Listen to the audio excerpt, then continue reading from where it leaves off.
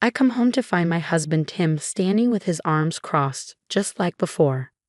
I told you not to leave the house without telling me first, he says. I'm sorry, but it was an emergency. Jordan had an accident and was taken to the hospital. I don't care. You promised not to leave without telling me, he snaps. That's when something inside me breaks. My name is Andrea. I'm 27, a housewife, and I've been married to Tim for a year. We still feel like newlyweds, but lately there have been things bothering me. Tim is very jealous. Even when we were dating, whenever I said I was going out with friends, he would ask, "Who's going? Are there any guys?" I used to think it was cute. Once we married, Tim wanted me to stay home and be a housewife, so I quit my job. Now, I hardly talk to any men. Tim seemed happy about that. But whenever the FedEx or UPS guy comes, I try to get the door. And Tim says, "I'll get it," and doesn't let me answer the door. He's done this ever since we got married, and I'm used to it now. Honestly, I'm okay with it since he does everything for me. Tim and I met at work. I was briefly a model and attended an event for a company Tim worked for. He said it was love at first sight. After we finished, he asked me to dinner. He was kind, and I thought he seemed reliable. His company paid well, so I thought, why not? And agreed to go out. We exchanged numbers and went out a few more times. He worked hard to make me happy, which I thought was sweet. Soon, we were officially a couple. A year later, he proposed and we got married. Tim is crazy about me, but his feelings have led to some problems. I want to show you what happened. One day, I get an invitation to a high school reunion. I moved to New York for university and haven't been home in a while, so it would be nice to see my friends. But I know there's a big problem. Tim won't let me go. I need to figure out a way to make it happen. Luckily, I got the invitation while Tim was still at work. He hasn't seen it yet. After some thinking, I come up with a plan. I'll tell my parents and secretly go to the reunion. I call my mom for help before talking to Tim. I've decided to go to my parents' house this weekend. Why? Mom wants to talk to me about something. Does she want me to drag you? No, don't worry about it. It's your day off. You relax. I'll be fine. If I go, I'd stay at your parents' place too, but I won't do that. No, it's fine. She wants to talk to just me. Really? What's so important? Should I come if it's serious? No, I think it's something private. She hasn't even told my brother Jordan yet. Not even Jordan. If she hasn't told him, it must be something personal. All right. I'll miss you. Make sure to call me when you're there. Got it. Perfect. I'll be able to go to the reunion without Tim knowing. That day, I head back to my hometown and go straight to my parents' house. Just as I expected, Tim must have called Mom, and she told him, "Sorry for calling Andrea over so suddenly." Tim's relieved, and when I call him after arriving, he says, "Enjoy your time with your parents." I thank my mom and head to the reunion in the clothes I sent over. The reunion is a blast. Some people have changed a lot since high school, while others look the same. Of course, life around them has changed. Some have kids, others have gotten divorced. Since I've been with Tim, I haven't seen my old friends, so they all surround me, asking questions. They're surprised to hear how Tim and I met, but the biggest shock is that I used to be a model. I laugh and say, "Yeah, I never told you, did I?" Some of the guys compliment me saying, "You look so beautiful." I can't believe it. We all have a great time. I wanted to go to the after party, but I don't want to be too late calling Tim, so I decide to head home. Once I'm back at my parents' house, I call Tim and say, "I'm staying here tonight and will drive back in the morning." "Okay, take care on the way back. Miss you," he says. I think I'll make it home without him finding out about the reunion. The next day, I drive for 3 hours and return home. I open the door and find Tim standing there, arms crossed and looking furious. "Hi, I'm back. What's wrong?" "You're cheating on me, aren't you?" "What? No, I'm not." "Don't lie. You said your mom needed you, but you went to a class reunion instead." "How does he know?" "I have no idea, but it's clear there's no way out." I finally tell the truth. I went to the reunion. Just as I thought. You met guys behind my back. That's cheating. No, it's not. I just went to the reunion to see my friends. I haven't seen them in a long time. But I thought you wouldn't let me. I didn't want to go somewhere with drinks and guys. I'm glad I didn't tell him earlier. If I had, I might never have seen my friends again. Apologize properly. Sorry, what? You betrayed me. You need to apologize and explain what you did wrong. Wait, you want me to do that? I didn't expect him to go this far, but I did lie to him.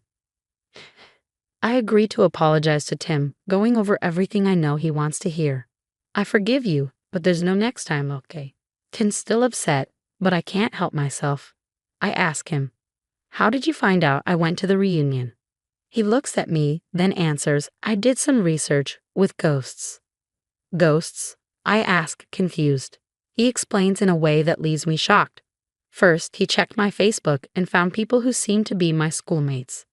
Then he searched their names on Instagram and Twitter, looking through all their posts. After a few hours, he found a post on Instagram, a disappearing story, with school reunion written on it. He took a screenshot and examined the people in the photo until he saw me. Honestly, I felt disgusted. Even if he's that jealous, to go to those lengths, it's just too much. Since then, Tim's behavior has become even more controlling. He calls me every day on his lunch break, and if I don't answer, he floods my phone with messages and scolds me. I have to let him know exactly when I leave the house. If I leave without telling him, even if it's just to go to the store, he gets angry. This is too much to handle, and I start thinking about divorce. But being a housewife makes it difficult. If I get divorced, I'm not sure how I would support myself, especially since Tim won't let me go out to look for a job. Plus, he makes a good living, and I enjoy a comfortable life because of him. That's another reason I'm hesitant to divorce him. Then, one day, I get a call from my mom. My brother Jordan has been in a car accident. Panicked, I rush to the hospital. Is he okay? Is he awake? I rush to his room and see him sitting up in bed.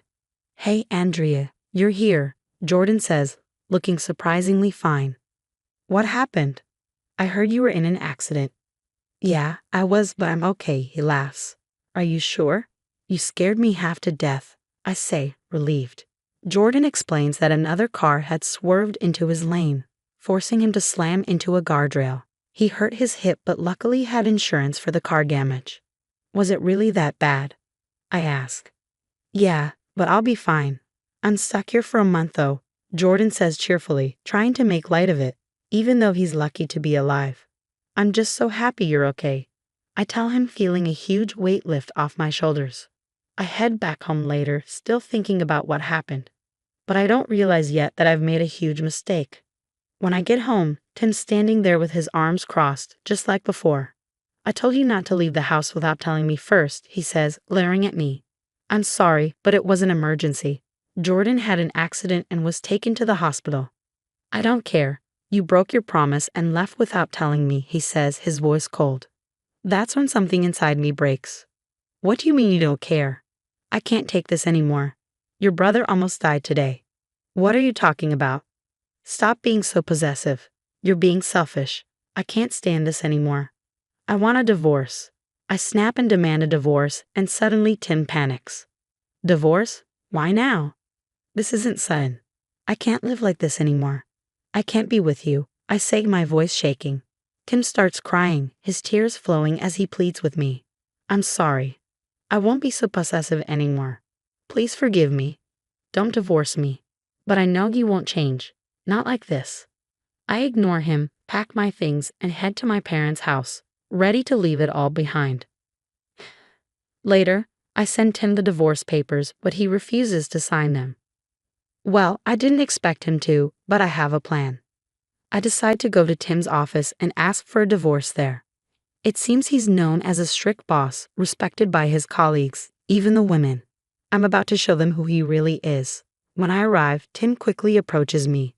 Thanks for coming, but maybe we should talk somewhere else, he says, trying to pull me aside. I ignore him and walk straight into his office. Hello, everyone. I'm sorry to interrupt, but could I have a moment of your time? I've asked him for a divorce, but he refuses to accept it. Everyone is staring at me now. Tim hurries in, trying to stop me, but I press play on a recording of him crying and begging me not to leave. His colleagues start to gather around, intrigued. I go on to explain how Tim found out about me attending the class reunion, showing them the lengths he went to track me down. Everyone's reaction is a mix of shock and disgust. The female workers look at him like he's garbage. They all turn coldly toward Tim. Stop it. Why are you doing this? He pleads. It's because you won't accept the divorce. I shout. I'm not going to keep reporting to you about when I leave or come home, even if it's just to the supermarket. Please don't tell them that, Tim begs. I can see it now. Tim's reputation is completely ruined. His colleagues look at him in disbelief. Finally, in a last-ditch effort to avoid further humiliation, Tim sighs, defeated, and signs the divorce papers. I'm free from him at last.